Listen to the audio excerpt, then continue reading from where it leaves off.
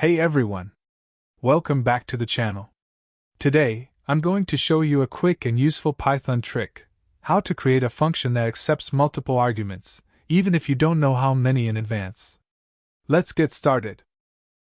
First, let's look at a basic function called multi that takes exactly 3 arguments. This works great when we know there will always be 3 numbers. But what if we want to add more, or fewer, numbers? So, what's going on here? We defined a function multi that takes 3 parameters, a, b, and c. But then, here's where Python's magic comes in.